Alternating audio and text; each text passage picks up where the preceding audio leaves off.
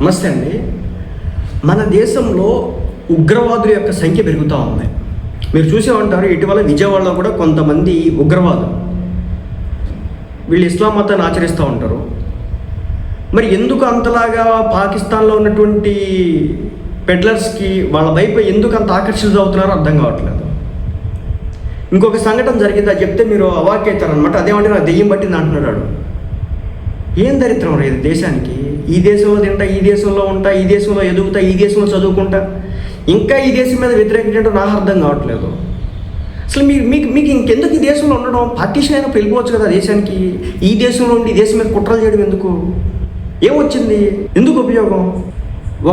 ఒక ఏమో పెయింటింగ్ పని చేసుకుంటాడు, ఇంకోడేమో నీట్ కోసం చదువుకోరని చెప్పేసి తల్లిదండ్రులు పంపిస్తే వాళ్ళ పేరెంట్స్ టీచర్స్ అనమాట చదువుకోరని పంపిస్తే అదేమంటే జై జైషే మహమ్మద్ ఇలాంటి పనికి మాల మాటలు అంటా ఉన్నాడు.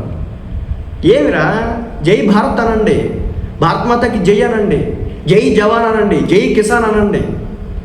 భారత మాత మనకి అన్నం పెడతా ఉంది, ఇక్కడ ఉన్నటువంటి రైతులు అన్నం పెడతా ఉన్నారు.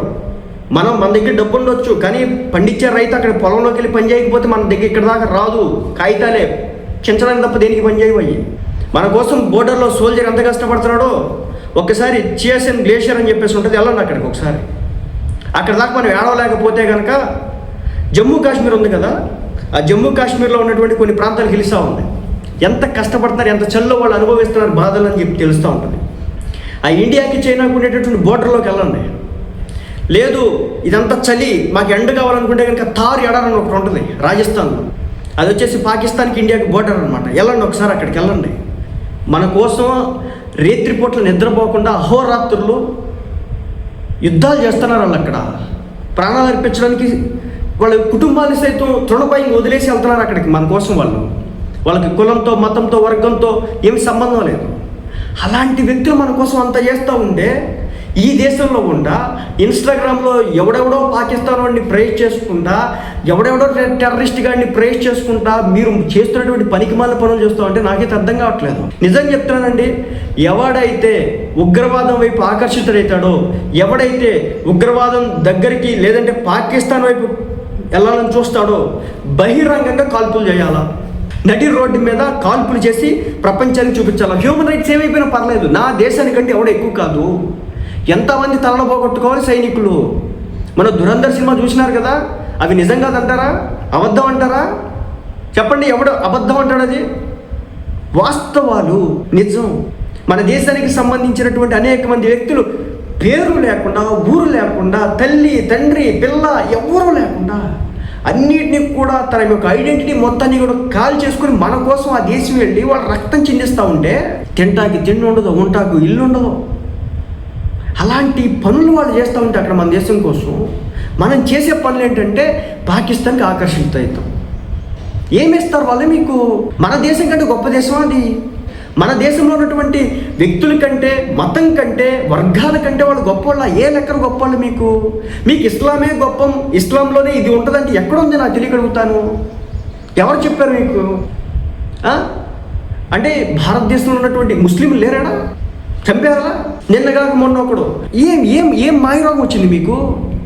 అన్ని డాక్టర్ చదువుకుని వైట్ కాలర్ జాబ్ చేస్తున్నటువంటి ఒక వ్యక్తి ఈ భారతదేశం మీద విద్వేషంతో, మత విద్వేషంతో అంత దారుణంగా ఒక రకమైనటువంటి పాయిజన్తో కూడినటువంటి ఒక రకమైన పౌడర్ని తీసుకెళ్ళి వాటర్లో కలిపి వాళ్ళని చంపాలనుకున్నటువంటి ప్రయత్నం ఏదైతే ఉంటుందో, ఎందుకు అసలు మీరు ఈ దేశానికి ఎందుకు మీరు? ఇంకొకడు బాంబ్ బ్లాస్ట్ ఢిల్లీలో, వాడు చదువుకున్నాడు, వాడు డాక్టరే. ఎందుకు మీరు చదువుకుని ఏం ఉపయోగం? మీరు చదువుకోవడానికి ఈ దేశం ఎంత ఇచ్చింది మీకు? మీ మీద ఎంత ఖర్చు పెట్టింది? ఒక డాక్టర్ చదవాలంటే ఎంత ఖర్చు పెడుతుంది గవర్నమెంటు? అదేంటి అర్థం కావట్లేదు. ఇంత హేట్రేడా ఈ దేశం మీద? ఇంత హేట్రేడా? వాడెవడో మొన్న ఎయిర్ ఫోర్స్లో పనిచేసినటువంటి ఆఫీసర్ అట, అతను వచ్చేసి హిందూ కమ్యూనిటీకి సంబంధించినటువంటి వ్యక్తి. ఎందుకు ఇది? వాడు కూడా పాకిస్తాన్కి సమాచారం సేకరిస్తూ ఉన్నాడట. మన దేశంలో సంబంధించినటువంటి రాను ఎవరు పట్టుకున్నారు ఆ వ్యక్తిని. ఎందుకంత అంత ప్రేమ ఎందుకు ఆ దేశం మీద మీకు? ఏమిచ్చింది? అడుక్కు తింటున్నారు తెలుసా ఆ దేశంలో జనాభా. ఆ దేశంలో ఉన్నటువంటి రాజకీయ నాయకులు మతాలుగా, కులాలుగా, వర్గాలుగా ఎరగొట్టుకొని ఆ దేశంలో ఉన్నటువంటి పిల్లలకి చదువు ఉంటుంది, అక్కడ తినడానికి సరైన తిండి ఉంటుందా, ఉండడానికి వసతి ఉంటుందా? ఒక్క హైటెక్ సిటీ చూపించమన్నాడు అక్కడ, టెక్నాలజీతో కూడినటువంటి ఒక హబ్బు చూపించమన్నాడు అక్కడ. Terrorism terrorism terrorism. రోజుకి ఒక్క చోటైనా ఆ దేశంలో బాంబులు పేలుతాయా లేదా? ఎందుకు పేలుతున్నాయి? అందరూ ముస్లింలే కదా, ఎందుకు పేల్చుకుంటా ఉన్నారు? ఎందుకు మనకు ఆ దేశం మీద అంత ప్రేమ? చచ్చిపోండి, మీ వల్ల ఉపయోగం లేదు ఈ దేశానికి, పైసా ఉపయోగం లేదు.